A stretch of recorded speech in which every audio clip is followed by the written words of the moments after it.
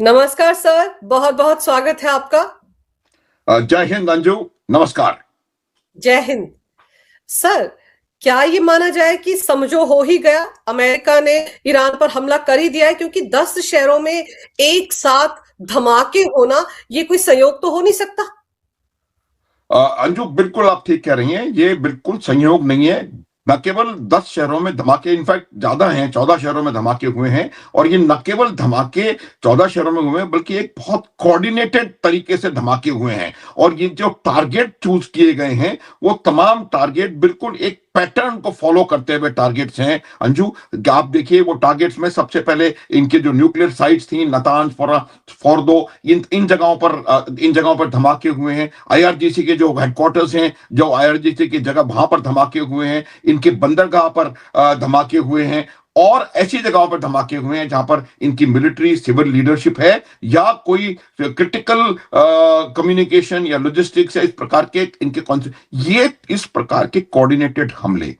पहली बात तो वो हमले के कोई of the side of the beat हमले नहीं हो सकते, किसी आतंकवादी का काम नहीं हो सकता। ये बहुत वेरी वेल प्लान्ड और मेटिकुलसली एग्जीक्यूटेड हमले हैं। पहली बात। दूसरी बात, इन हमलों का एक पैटर्न, ये सिग्नेचर देता है कोई भी हमला होता है। और इसका जो पैटर्न नजर आ रहा है, वो पैटर्न ये है कि ये टॉप अटैक यानी एरियली अटैक हुआ है। तो ये हमले शायद ड्रोन और मिसाइल या ड्रोन मिसाइल कंबाइन हमले हो सकते हैं। तो ये बिल्कुल क्लियर है कि ड्रोन मिसाइल हमले और इस प्रकार के कोऑर्डिनेटेड हमले जो हैं, वो कोई गुट या कोई इस प्रकार की चीज नहीं कर सकती। ये निश्चित रूप से इजराइल की इंटेलिजेंस एजेंसीज, अमेरिका की इंटेलिजेंस एजेंसीज और अमेरिका की जो उन्होंने बिल्डअप किया हुआ है, उनका उनका मुझे लगता है कहीं ना कहीं इसके अंदर कोई हाथ बिल्कुल साफ नजर आ रहा है।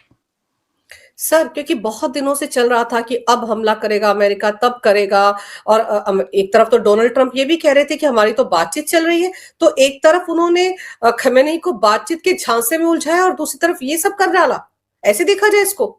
बिल्कुल बिल्कुल। बातचीत जो चल रही है, जो अमेरिका कह रहा था, वो अमेरिका इसलिए कह रहा था कि अमेरिका, देखिए, मैं अंजू, एक बात बिल्कुल साफ समझने की है कि ईरान को वेनेजुएला समझने की गलती ना की जाए। अगर आप ईरान को वेनेजुएला समझेंगे और उस प्रकार से यहां काम करने की कोशिश करेंगे, तो आप मुंह की खाएंगे।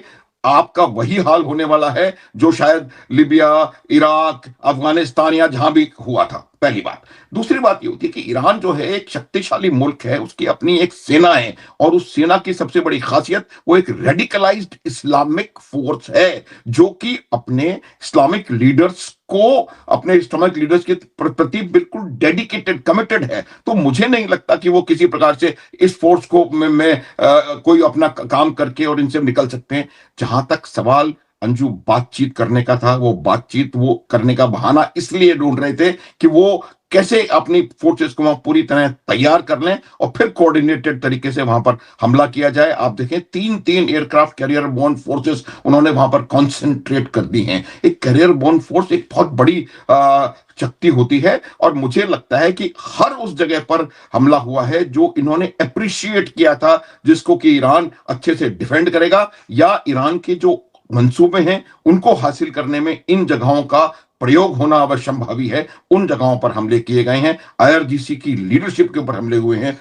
अच्छा, जब उनको खतरा था कि ईरान क्या करेगा, ईरान स्ट्रेट ऑफ हॉर्मुज को ब्लॉक करने की काफी समय से धमकी दे रहा था, क्योंकि स्ट्रेट ऑफ हॉर्मुज दुनिया के सबसे क्रिटिकल ऑयल चोक पॉइंट्स में से एक है। 20% दुनिया का जो क्रूड है वो इस रास्ते से, स्ट्रेट ऑफ हॉर्मुज से निकलता है। तो इसका पूरा दूरगामी जो असर पूरे विश्व पे होना है। तो इस वजह से उन्होंने उस बंदरगाह पे हमला किया जहां पर आईआरजीसी का नेवल विंग का कहीं ना कहीं हेडक्वार्टर टाइप था। तो ये तमाम हमले कोऑर्डिनेटेड अटैक थे। इसकी वजह क्या है? इसकी वजह जो अमेरिका के बैक होम जो सिचुएशन बन रही है, वो इसकी कहीं ना कहीं वजह मुझे नजर आती है। आज अमेरिका की परिस्थिति ये है कि अमेरिका में कहीं ना कहीं अमेरिका की जो राजनीतिक लीडरशिप है, उनको लग रहा है कि आने वाले जो कांग्रेशनल इलेक्शंस हैं, जो मिड टर्म्स हैं, उसमें उनको शायद झटका लग सकता है। तो उससे उबरने के लिए इस प्रकार के हालात वो प्रस्तुत करना चाह रहे हैं, जिससे कि जो उनको नुकसान उसमें हुआ है, उसमें कहीं थोड़ा सा फायदा हो जाए, चाहे वो ग्रीनलैंड का माध्यम हो, चाहे कनाडा का माध्यम हो, चाहे वो वेनेजुएला हो या तुर्की हो या अभी ईरान हो। तो ये मुझे लगता है कि इसके पीछे बहुत अलग अलग किस्म की सोच विचार है।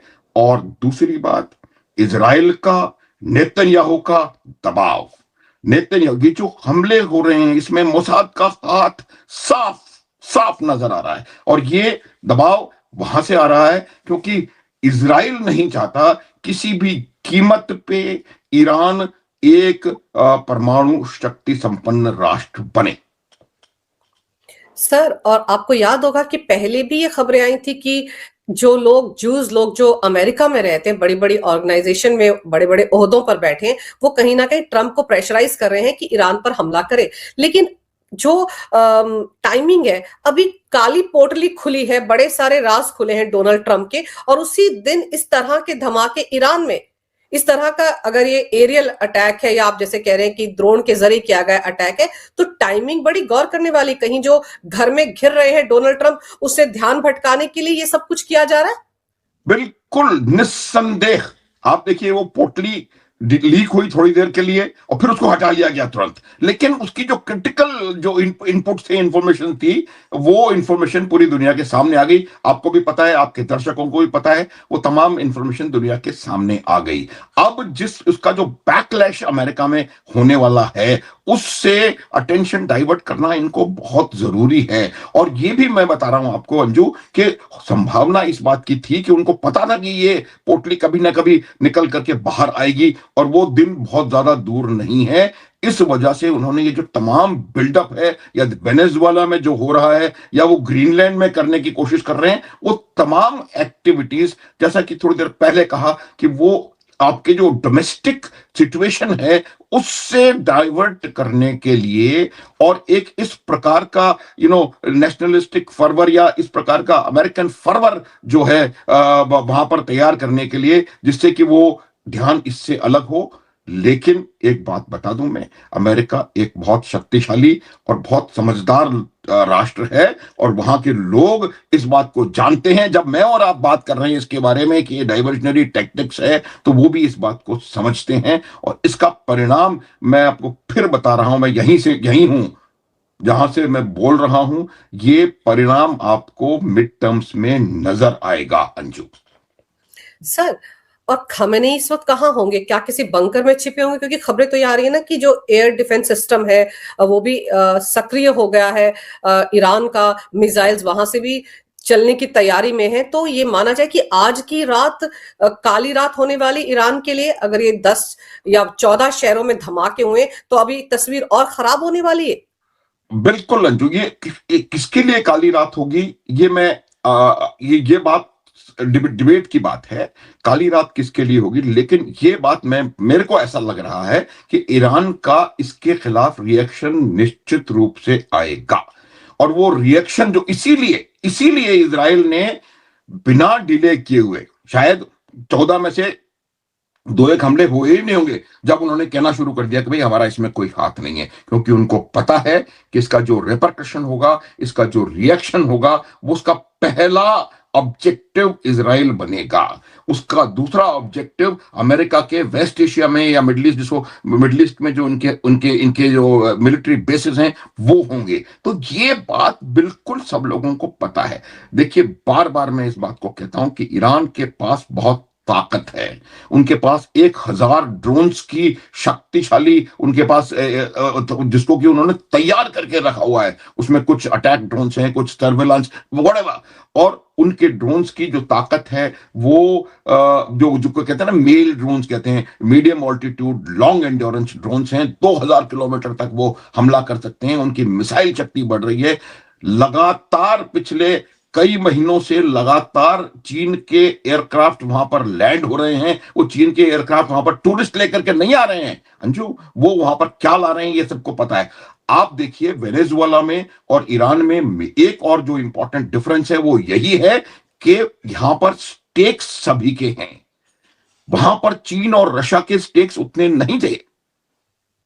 आज ईरान में अगर यहां पर भी अमेरिका का प्रभुत्व हो जाता है तो चीन और रशिया के लिए मिडिल ईस्ट में बहुत बड़ा सेटबैक होगा, क्योंकि ईरान एक ऐसी ताकत थी जो कि लगातार अमेरिका के खिलाफ वहां पर काम करती चली आ रही है, और वो उनके उनके खिलाफ रहना चाहते हैं। अगर वहां प्रभुत्व हो गया, और यही वजह है कि अमेरिका चाहता है कि ईरान के ऊपर उनका उनका कंट्रोल हो, और वो अब चीन और रूस को बिल्कुल मंजूर नहीं होगा। रशिया का स्टेटमेंट आ गया है, एक जॉइंट मीटिंग तीनों देशों की हुई थी, उसमें तो उनकी टॉप लीडरशिप ने हिस्सा लिया था, और उनका स्टेटमेंट आ गया है कि जहां पर आप हमला करने की सोच रहे हैं वहां पर रशियंस भी हैं। हालांकि ये कहने की बात है, लेकिन ये बिल्कुल क्लियर है कि आज जिसको CRIC में कहा करता हूं कि China, Russia, Iran, north Korea का जो एक नया अलाइनमेंट है, वो पूरी तरह से हर प्रकार से इंक्लूडिंग मिलिटरीली अमेरिका के खिलाफ मिडिल ईस्ट में आकर के इकट्ठा होगा, इसमें कोई संदेह नहीं होना चाहिए। और ये चीज हमको नजर आ रही है, और अमेरिका की प्रॉब्लम यही है कि वो इतना दूर आकर के कुछ कर नहीं सकते, ये बिल्कुल क्लियर है। हालांकि डेल्टा फोर्स के कुछ एलिमेंट्स उन्होंने अजरबैजान में उतार दिए हैं। उनका आइडिया ये है कि वो जाकर के ईरान की लीडरशिप को खत्म कर दें। देखिए, ईरान की जो लीडरशिप है उसका ये खamenei भी जानते हैं कि उनके पास समय कितना है या उनके साथ क्या हो सकता है, इसलिए उन्होंने अपना सक्सेसर ऑलरेडी नॉमिनेट कर दिया है। आप ईरान में खamenei को खत्म कर देंगे तो अगला व्यक्ति आ जाएगा। उनकी रजीम जो है पर से नहीं चेंज हो रही है, जो सोच विचार है वो नहीं चेंज हो रहा है, विचारधारा नहीं बदल रही है अंजू। सर, और दूसरा ये है कि क्या पता खमेनी इस वक्त ईरान में है भी या नहीं, क्योंकि अगर उनके साथ चाइना है, उनके साथ रशिया है, नॉर्थ कोरिया है, तो गॉड नोस कि वो वहां से निकल गए हों।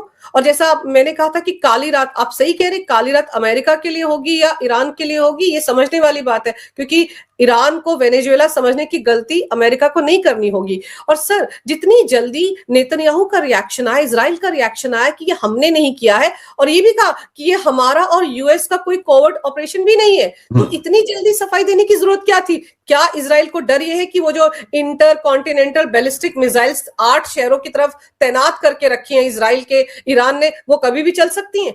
बिल्कुल यही खतरा है उनको, कि जहां तक इजराइल का सवाल है, और जिस प्रकार से बहुत त्वरित गति से उनका जस्टिफिकेशन, उनका एक स्टेटमेंट आया कि हमारा इसमें कोई हाथ नहीं है, वो बिल्कुल इस बात को दर्शाता है कि इजराइल को ये मालूम है कि ईरान जो है सक्षम है, पहली बात, और दूसरी बात, ईरान का पहला जो इसका रिएक्शन आएगा वो इजराइल के ही खिलाफ आएगा, ये वो बात जानते हैं। देखिए, पिछले कुछ दिनों पहले जब अमेरिका ने लगभग निश्चित कर लिया था, उन्होंने, ट्रंप ने कह दिया था कि हम फलानी तारीख को हमला करने वाले हैं, तब भी उस हमले को रोकना नहीं, डिले करने के लिए अगर किसी का दबाव था तो वो दबाव नेतन्याहू की तरफ से आया था, और उन्होंने शायद इस बात को कहा था उनको कि हम पूरी तरह से इसके लिए तैयार अभी नहीं हैं, क्योंकि उनको पता है कि ईरान का हमला, ईरान की जो मिसाइलें हैं, वो आज की तारीख में इजराइल के हर शहर की तरफ अपनी नजर गड़ा करके लगी हुई हैं, और सिर्फ एक बटन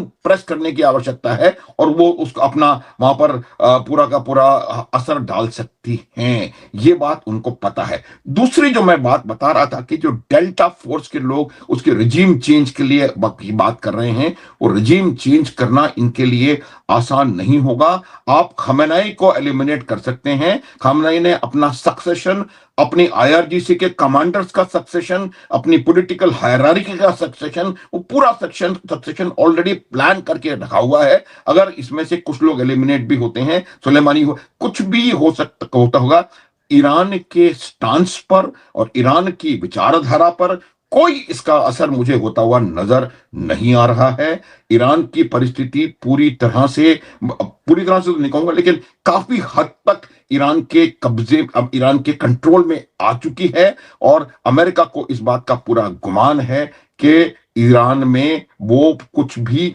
काम ऐसा नहीं कर सकते जो कि वेनेजुएला में करके वो निकल गए। उसके कई और कारण हैं, लेकिन एक बात बिल्कुल स्पष्ट है, ईरान एक बहुत शक्तिशाली मुल्क है। उसके साथ बहुत सारे बहुत शक्तिशाली परमाणु संपन्न मित्र खड़े हैं। और मिडिल ईस्ट के जो लोग हैं वो नहीं चाहते कि मिडिल ईस्ट जो है वो युद्ध की ज्वाला में झुके। तो जो अमेरिका के ट्रेडिशनल पार्टनर्स हैं वो भी कहीं ना कहीं मुझे लगता है अमेरिका को पूरी खुली तौर पे इसमें छूट या खुली तौर पे अपने एसेट्स का इस्तेमाल करने नहीं दे रहे हैं। सिर्फ एक देश जो कि इस चीज के लिए जाना जाता है, दूसरे कैसे अपने मित्रों की पीठ में छुरा भोंकना है, उस देश का नाम है पाकिस्तान। और सिर्फ वही एक देश है जो कि आज अमेरिका की खामे खा मिला रहा है, चाहे वो गाजा हो चाहे कुछ और हो। और यह ईरान के खिलाफ अमेरिका पाकिस्तान का इस्तेमाल कर रहा है। और ये बात पाकिस्तान की अवाम समझ रही है। और अब आप देखना अंजू, आने वाले समय में पाकिस्तान की अवाम, पाकिस्तान के इस असीम मुनीर मुल्ला जो भी है ये, इसके खिलाफ मुझे लगता है खड़ी होने वाली है। तो ये पाकिस्तान का सिर्फ केवल मात्र उनको डायरेक्ट सपोर्ट है अमेरिका को। और अमेरिका को ये बात पता है कि वो ईरान के साथ किसी भी प्रकार के युद्ध में जाने कि आप कहां से लाएंगे, आपको फोर्सेस लानी पड़ेंगी। कहां है आपके पास फोर्स? आप 3 एयरक्राफ्ट कैरियर लगा दीजिए, 4 लगा दीजिए, बम्बार्ड कर सकते हैं। आपको अगर कहीं जाकर के कुछ चीज ऑक्यूपाई करनी है, उसके लिए आपको बूट्स ऑन ग्राउंड चाहिए। कुछ इतना आसान नहीं है। रशिया के S-400 वहां पहुंच चुके हैं, उनके साथ ऑपरेटर्स भी, कहा जाता है कि ऑपरेटर्स भी आ रहे हैं ताकि उनको ऑपरेट करने में आसानी हो। जिस प्रकार का जो एरियल सुप्रीमेसी इजराइल के पास 12 जून के युद्ध में थी, इस प्रकार की एरियल सुप्रीमेसी अब नहीं होने वाली है। वहां पर Chinese equipment, Chinese war fighting एक अपैरेटस पहुंच चुका है। रूस पूरी तरह से इसमें इंटरेस्ट दिखा रहा है। बहुत ज्यादा डिफरेंट सिनेरियो होगा, काली रात हो सकती है। किसके लिए, ये मैंने आपको बता दिया। इजराइल और अमेरिका के बेसिस जो कि मिडिल ईस्ट में हैं, वो सब टारगेट पर है।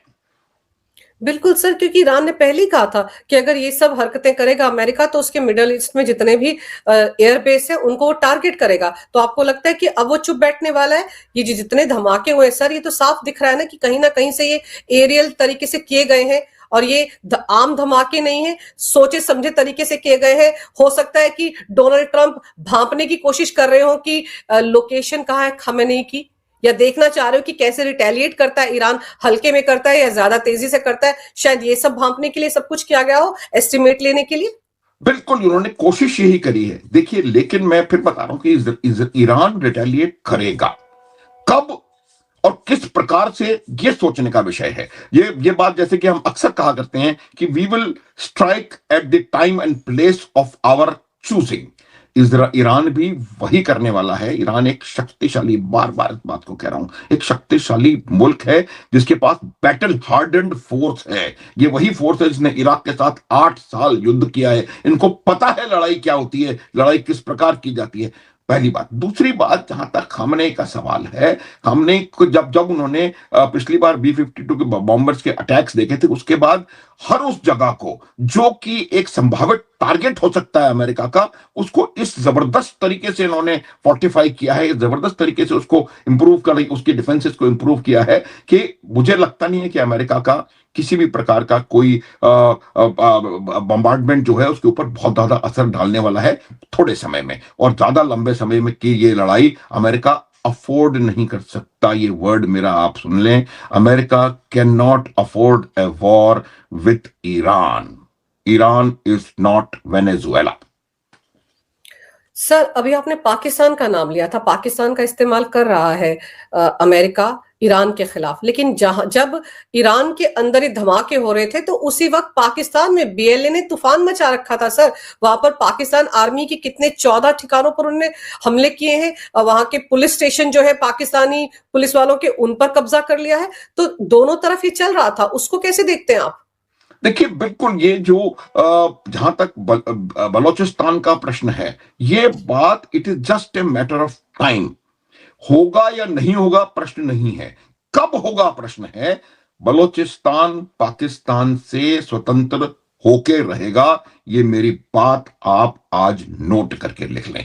कब होगा तो प्रश्न मैंने बताया कि ये है ही नहीं कि होगा या नहीं, कब होगा। अब जिस प्रकार के हालात वहां पर हो रहे हैं, आज बलोचिस्तान की जो प्रजा है, जनता है, दो चार सत्ता लोलुप लोगों को छोड़ दिया जाए तो वो पूरी की पूरी जनता इनके साथ है। और यही वजह है कि वो क्वेटा में जाकर के, ग्वादर में जाकर के लगातार मिलिट्री बेसिस के ऊपर हमले कर रहे हैं। क्वेटा एक बहुत बड़ा मिलिट्री का हेडक्वार्टर है पाकिस्तान का, बावजूद उसके अगर आप कोई जाकर के क्वेटा में इस प्रकार के हमले कर सकता है, इसका अर्थ बिल्कुल साफ है कि पूरी की पूरी जनता इन स्वतंत्रता सेनानियों के साथ, आई विल कॉल देम स्वतंत्रता सेनानी, उनके साथ है। और वो जिस प्रकार से उनके ऊपर लगातार हमले कर रहे हैं, ये आखिरी स्टेज जो होती है इंसर्जेंसी की, फाइनल स्टेज होती है, जिसमें कि आप खुले खुले होकर के और सेना के ऊपर, एस्टेब्लिशमेंट के ऊपर हमले करना शुरू कर देते हैं। वो स्टेज आ चुकी है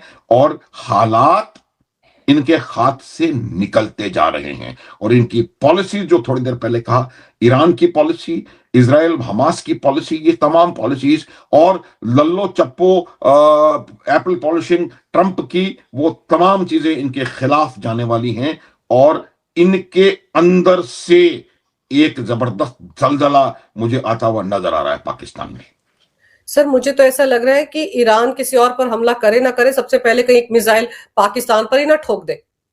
बिल्कुल, ईरान को पता है कि पाकिस्तान ने कैसे उनकी पीठ में जून 2025 में छुरा भोंका था और कैसे आज भी पाकिस्तान उनके खिलाफ अमेरिका की मदद कर रहा है। आज अगर पूरी दुनिया में कोई अमेरिका का खुला समर्थक है, वो यूरोप नहीं है, वो नाटो के देश नहीं है, वो लैटिन अमेरिका के कंट्रीज नहीं है, वो कनाडा नहीं है, वो पाकिस्तान है। और पाकिस्तान में भी सिर्फ यूएस का इंटरेस्ट है, और यूएस का इंटरेस्ट ये है कि ईरान को काउंटर करना, और ये ईरान अच्छी तरह से समझता है। जैसे ही इस डिफिकल्ट सिचुएशन से ईरान बाहर निकलेगा, उसके बाद ईरान पाकिस्तान को सॉर्ट आउट करेगा, ये बात आप मान लें।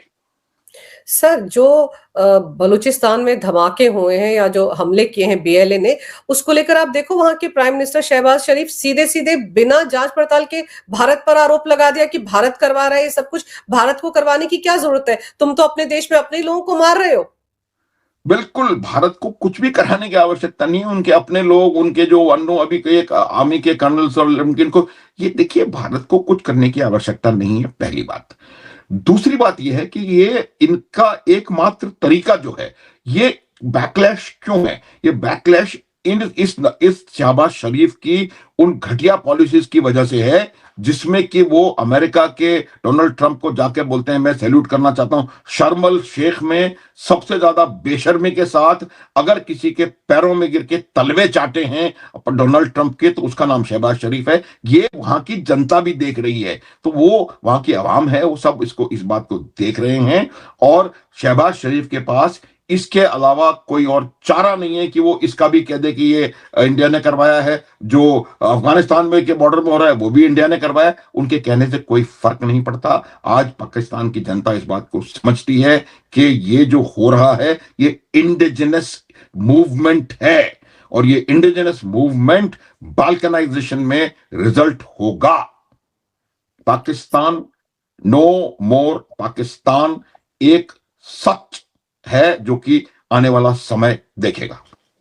सर डावोस में जैसे चमचागिरी कर रहे थे शहबाज शरीफ, और अब तो ये हमास के खात्मे के लिए, उनको डिसार्म करने के लिए अपने फौजियों को वहां भेजने को तैयार हो गए। सौदा तक हो गया कि इतने डॉलर इनको मिलेंगे। तो जो तहरीके लबाक पिछली बार सड़कों पर उतरी थी कि आप कैसे कर सकते हो हमास के खिलाफ अपने सेना का इस्तेमाल, वो तो और रायता फैलाएंगे। क्या तब भी यही कहेंगे शहबाज शरीफ और मुल्ला मुनीर की ये भारत करवा रहा है? हाँ, बिल्कुल, ये न केवल तहरीक लब्बाक, अब मैं यही बता रहा हूं कि जो पाकिस्तान की अवाम है वो फलस्तीन के साथ इस तरह से जुड़ी हुई है, फलस्तीन के समर्थन में और इजराइल के ऑपोजिशन में पाकिस्तान की सांसें बसती हैं। जैसे कि पाकिस्तान का एक जो उनका नेक्टा, एक उनका जो वो है, वो कश्मीर है और दूसरा फिलिस्तीन है। अगर आप फिलिस्तीन इशू को छोड़ करके इजराइल के साथ कंधे से कंधा मिला करके फलिस्तीनियों के ऊपर हमले करेंगे, ये बात पाकिस्तान के अवाम को मंजूर नहीं होगी। ये सिर्फ तहरीक लब्बाक नहीं है, वहां के लोग, हर किस्म का ऑर्गेनाइजेशन उठ करके पाकिस्तान के एस्टेब्लिशमेंट के खिलाफ आने वाला है। अभी तो हुआ नहीं है, जिस दिन पाकिस्तान का पहला जवान गाजा में फिलिस्तीनियों के खिलाफ हरकत करने के लिए उतरेगा, उस दिन आप देखना पाकिस्तान की क्या हालत होने वाली है। ये पाकिस्तान इस बात को, तो उनका एकमात्र तरीका यह है कि उस जगह से बचना है तो हर चीज का ब्लेम भारत पर डाल दिया जाए, क्योंकि पाकिस्तान की जो करंट जनरेशन है वो एंटी इंडिया रेटोरिक की जन्म घुट्टी पी करके पैदा हुई है और बड़ी हुई है। तो उनको जैसे ही इंडिया डालते हैं तो वो समझ जाते हैं कि हाँ भाई ये सही बात है। तो इस वजह से वो, उनके पास चारा नहीं है भारत को ब्लेम करने के अलावा। लेकिन सब समझते हैं और समय दिखाएगा क्या होने वाला है। बिल्कुल सही कह रहे हैं आप सर, समय दिखाएगा क्या होने वाला है। फिलहाल तो ये देखना है कि आज की रात ईरान में और क्या होता है और ईरान कैसे रिटेलिएट करता है। डोनाल्ड ट्रंप ने बर्रे के छत्ते में हाथ तो डाल दिया है, अब वो हाथ वापस खींच पाएंगे या नहीं और कितने डंक बजेंगे उनको, वो भी देखना होगा। और फिलहाल डिफेंसिव मुद्रा में आ ही गए हैं इजराइल और अमेरिका कि हमने ये नहीं करवाया, हमने ये नहीं करवाया। अभी तो ईरान ने ब्लेम भी नहीं किया था इनको सर धमाकों के लिए, लेकिन जिस तरह से सफाई दे रहे उससे साफ लग रहा है कि डोनाल्ड ट्रंप ने घर में जो कोहराम मच रहा है वो काले पन्नों की वजह से, उससे ध्यान भटकाने के लिए, ध्यान हटाने के लिए ईरान को टारगेट कर दिया है, ईरान पर हमला कर दिया है। सर आपने समय निकाला, इस विषय पर बहुत अहम जानकारी मेरे दर्शकों को दी, आपका बहुत बहुत धन्यवाद। नमस्कार, भारत माता की जय, वंदे मातरम, जय हिंद। जय हिंद अंजू, जय भारत। जय भारत।